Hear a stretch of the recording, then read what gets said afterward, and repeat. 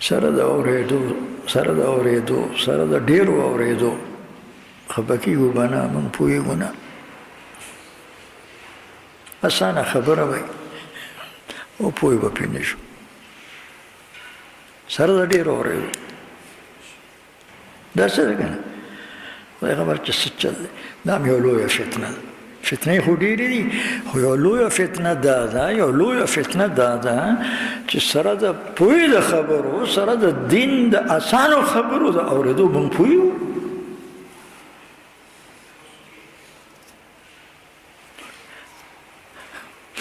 ته به وایې چېرته دا نوي نوي مسلمانان راغلي نوي نوي یا ډوب کشم چېرته نی اورېدلې او هغه تره خبره کوي داسې څه قصه روانه شوې ده زه خو دا پوه شوی یم والله دا هم یو لویه فتنه ده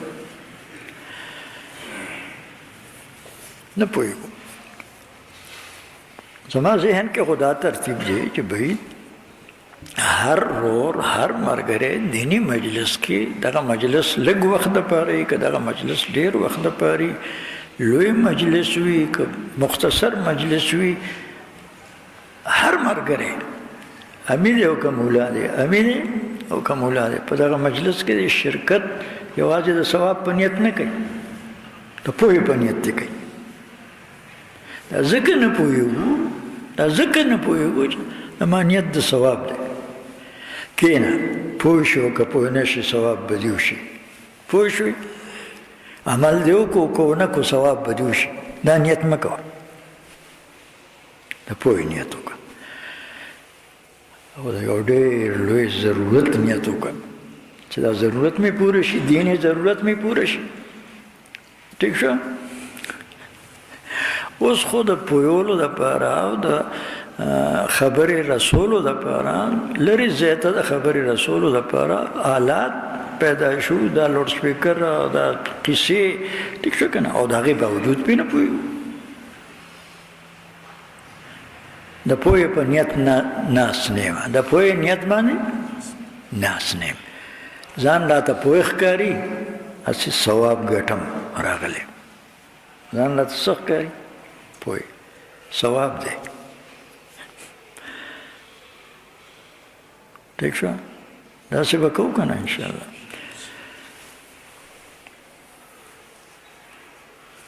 چې په کومه خبره پوه شم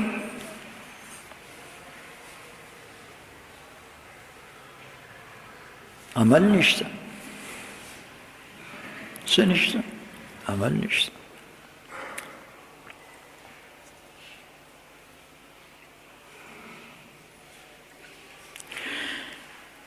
د دې دپاره زما ذهن کې د عمل اسانېدو دپاره دا لار ده چې په کومه خبره زه پوه شم او دا عمل ولې نشته همغه مجلس کې د پوهې سره سره عمل کولو هغه طاقت مې د لاس نه لاړ شي وځي زه عاجز شم د عمل کولو نه زه څه شم عاجز شم څنګه عاجز شم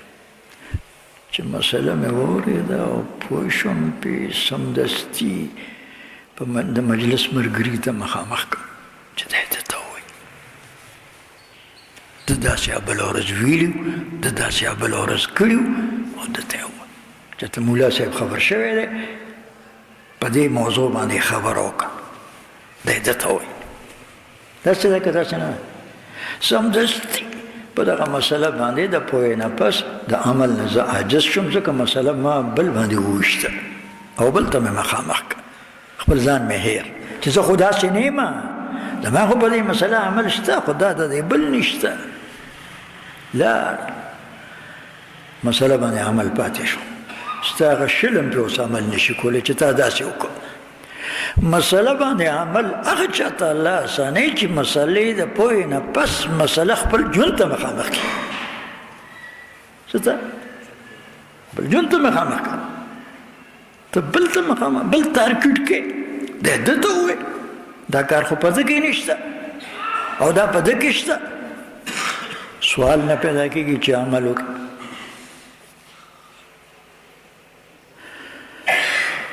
که کله چې څه مسله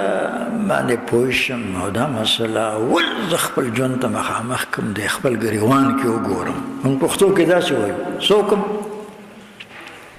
صفا پښتو ده او د خپل ګریوان کې وګورم نو هر چاته خپل ځان معلومه دی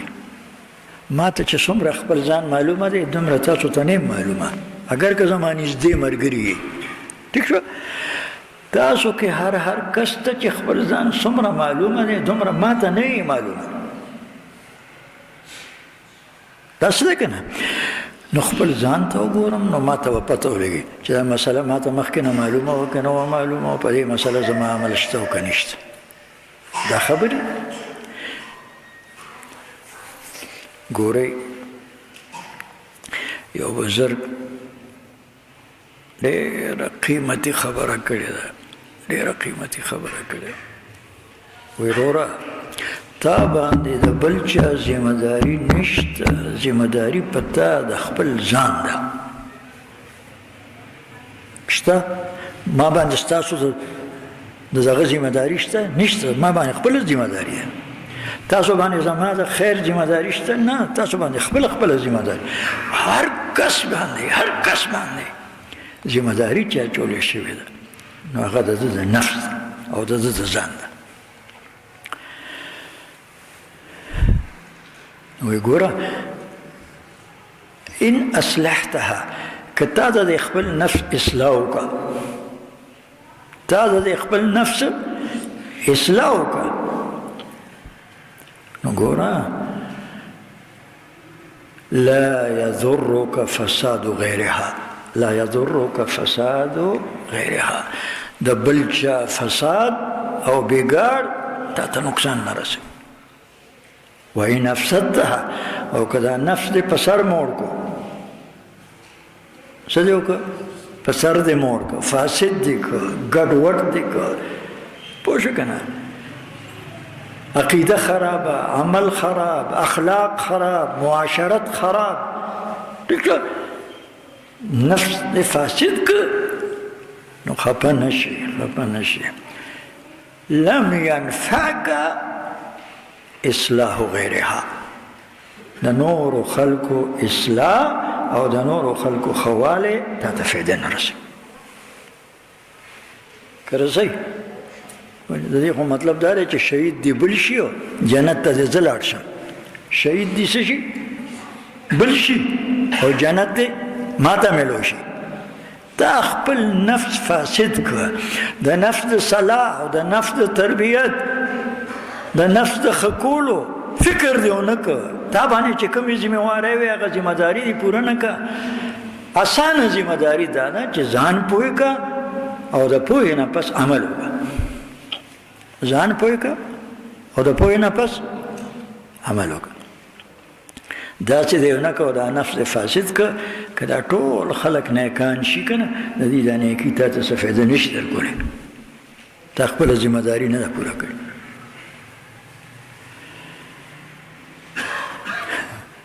نو اول چې په مسله پوه شو نو خپل ګریوان کې به ګورو چې ګریوان کې مې وکته ما وویل چې هو دا مسله خو ماته مخکې نه معلومه وه او دا مسله د معلومېدو سره زما په دې مسله عمل هم نو اوس به زه ووایم الحمدلله رب العالمین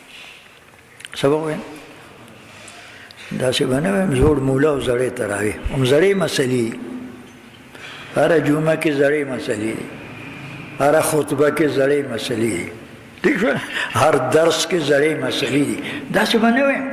داسې به وایم الحمدلله رب العالمین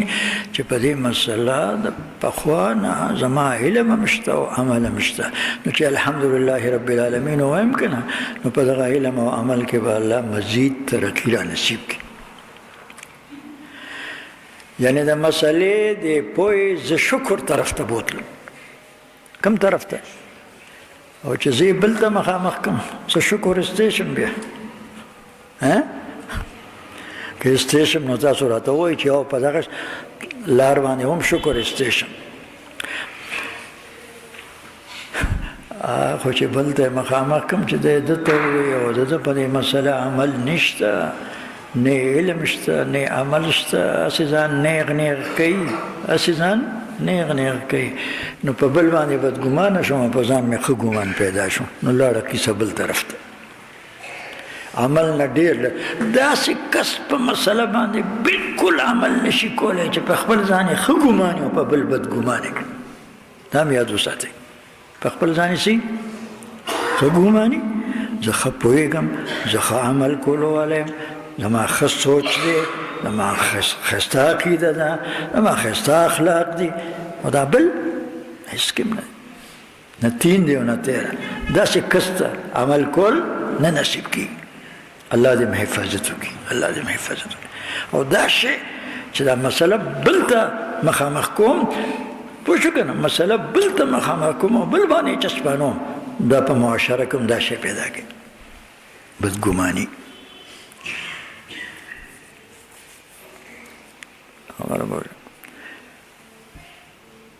ښه ګمان او بدګمان ته خبره لاړه، ځان باندې به بدګمانه یم، څه به ځان باندې به ښه ګمان نه کوم، ځان باندې به دا ګمان کوم چې زه ناپوهه هم یم او زه عاجز هم یم، بس ناپوهه هم یم. که څه الله نه غواړم که نه، څه غواړم ضرورت مې شي، الله نه غوښتل کوم، مسلو کې گیر شم، پریشانو کې گیر شم، الله نه سوال کوم، حل ته غواړم، زه خپل ځان باره کې به مې دا سوچي چې زه ناپوهه هم یم او زه عاجز هم یم. د جهل او د عجز احساس به راسره وي، د جهل او د عجز احساس به راسره وي، او دې احساس سره به خپل رب نه خپل حاجتونه غواړم. او لوی حاجت مې دا دی چې ما معاف کړي، لوی حاجت مې دا دی چې ما څه کړي، معاف کړي. ٹھیک شو؟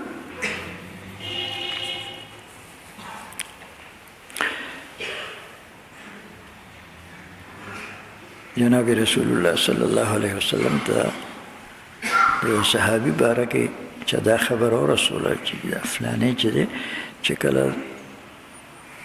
مسجد کې یا چېرته سفر کې دا ملګري ویده شي که نه د شپې، نو دی پاڅي، ځان تیار کړي، اودس وکړي، بیا په مونځ ودرېږي، او مونځ چې کوي که نه،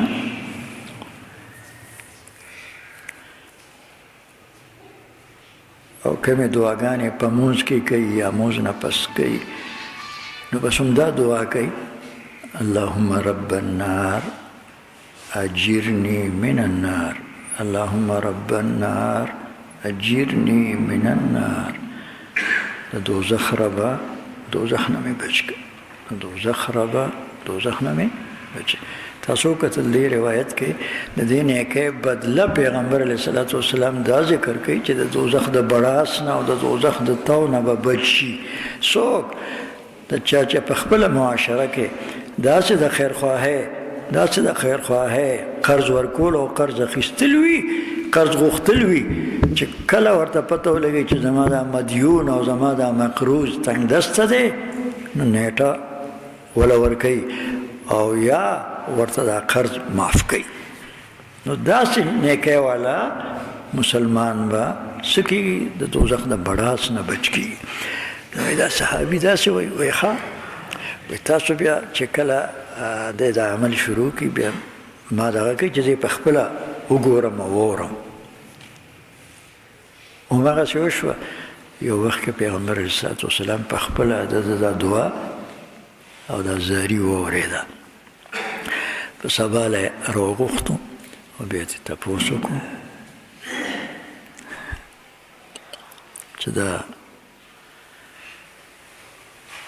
یوازې د دوزخ نه پناه غوښتل خو نه دي که نه، د جنت سوال کول هم دي. زه د جنت سوال ولې نه کوم؟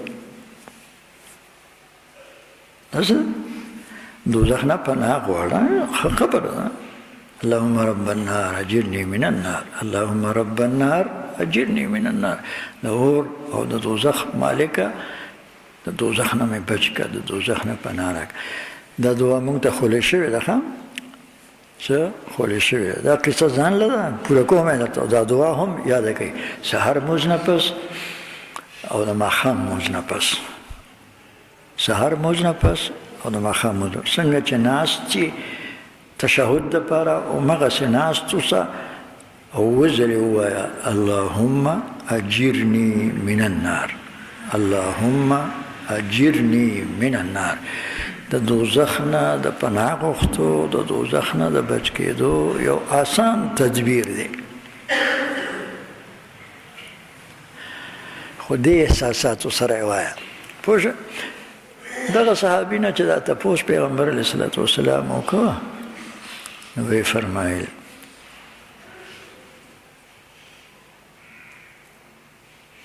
چې د الله پیغمبره لستو هناک، لستو هناک، دغه مرتبه کې نیم، دغه مرتبه کې نیم، دغه منزلت کې نیم چې زه د جنت سوال وکړم. خیال مو هسې دي دا په خپل ځان باندې زه او جنت غوښتل، زه او د جنت سوال کول، دغه مرتبه کې زه نیم. زه ځکه وایم چې یا الله بس دوزخ نه مې بچ کړه، دوزخ نه پناه راکړه.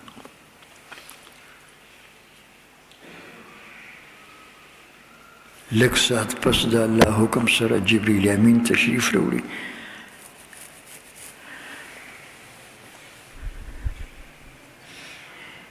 او زیری ورکوي ټیک شو چې دې بنده ته ما د دوزخ نه پناه ورکړه، جنت د داخلي فیصله مې وکړه په دې وجه چې دی په دې خپل ځان باندې بدګمانه دی چې زه د جنت سوال. مونږ خو ماسې کله کله بعضې خلک وایو که نه بس ډېر ګناهګار یو جینو، څه بس ډېر ګناهګار یو جینو. دا د زړه نه ووایه، د زړه نه. او ما ته مه وایه، ما ته مه وایه، خپل مالک سره دا خپل زړه وښایه، خپل مالک ته دا خپل زړه وښایه چې زه په خپله ګناه باندې ملامت یم او ګناهګار یم. نو بیا به کار وشي. دې ته وایي ازدراء نفس. څه شی؟ ازدراء نفس. په خپل نفس باندې بدګمانه، په خپل نفس باندې بدګمانه. الله دې محفظ. مونږ چې لږ غوندې چېرته ښه خبر هم د خولې نه وځي، څه کار هم د لاس نه وشي، بیا نه ځان روکي. صحیح داسې وایو که نه ځان نه روکي چې زه خو هم دومره د تورې والا یم چې د تورې کار مې وکړو، د تورې خبره مې وکړه. دې باندې کار نه کېږي، دې باندې کار روانېږي. به هر حال کوشش به دا کوو چې په خپل ځان باندې به بدګمانه یو، داسې خبره به نه کوو، داسې کار به نه کوو چې زما په خپل ځان باندې ښه ګمان پیدا شي او په بل باندې بدګمانه شم. پوه شوې؟ بیا به د عمل توفیق نه سلب کېږي. څه به کېږي؟ د عمل توفیق به سلب کېږي. چې کله په خبره باندې پوه شم نو خبره به خپل ژوند ته مخامخ کړم، مسله به خپل ژوند ته مخامخ کړم. که علم او عمل پې و الحمدلله رب العالمین و به ووایم شکر طرف ته یې بوتلم، دې پوه شکر طرف ته بوتلم. ټیک شو؟ او دا شکر د مسلمان په یو نعمت باندې، دا په دغه نعمت کې د یو لوی ترقۍ لار ده او سبب دی. په دغه علم او عمل کې به الله ترقي راکړي. او ما ته ګورئ که ما خپل ژوند ته مسله مخامخ که او د خپل ګریوان کې مې وکته نو ما ته پته ولګېده چې هو زه خو ډېر بېکاره یم، دا مسله خو اړو مخکې نه ما ته کله معلومه نه وه او نه مې پرې عمل شته، نه راته معلومه وه او نه مې پرې عمل شته. نو بیا به توبه وباسم او دا خپل ځان به په خپله ملامته کړم. نو چې توبه مې وویسته خپل ځان مې ملامته کړ، د خپل قصور اعتراف مې وکړ، بخنه مې وغوښته، قسم په خدای الله مې معاف کړي. څه؟ الله مې معاف کړي. الله نه چې څوک بخښنه غواړي، الله نه چې څوک بخښنه غواړي، هر څوک چې الله یې معاف کوي. د خپل قصور اعتراف چې څوک کوي، خپل ځان چې څوک په خپله ملامته کوي، هر څوک چې الله یې معاف کوي. او د دې بنده د معافي داسې ورته خوښه ده چې په دې زړه کې خپل ځان ملامته کړه که نه، او په دې زړه کې معافي وغوښته. نو الله ته خو د هر چا د زړه علم شته که نه. علیم بذات الصدور، الله څه دی؟ علیم بذات الصدور. نو دې بنده الله په ژبه باندې رب اغفر لی نی ویلي چې د ده د معافۍ فیصله الله وکړي. رحیم کریم مالک د ده د معافۍ فیصله وکړي. نو ځکه د معافۍ دپاره ښایسته تدبیر دا دی چې زه همیشه دپاره کوشش دا وکړم چې په بل ښه ګمان وکړم او په خپل ځان بد ګمانه، چې ما نه کله داسې خبره ونه شي، ما نه کله داسې عمل ونه شي چې د هغې په وجه زما د بل بدګماني پیدا شي په زړه کې او خپل ځان راته کاکا ښکاري. زه خو مړه رسېدلی یم، رسېدلی یم، که په ګډ وډو سر دی خو دا فلانې دی. نه نو دغه کس ته خوشخبري راغله چې د دې عمل په وجه چې دی په خپل ځان بدګمانه دی، د ته خپل ځان د دې قابل او اهل نه ښکاري چې ما نه د جنت سوال وکړي، ما نه څه وکړي؟ د جنت سوال وکړي. خبره پوه شوه؟ او داسې قصه د حضرت موسی علیه السلام د امتي هم راغلې ده. د حضرت موسی علیه السلام امتي دی،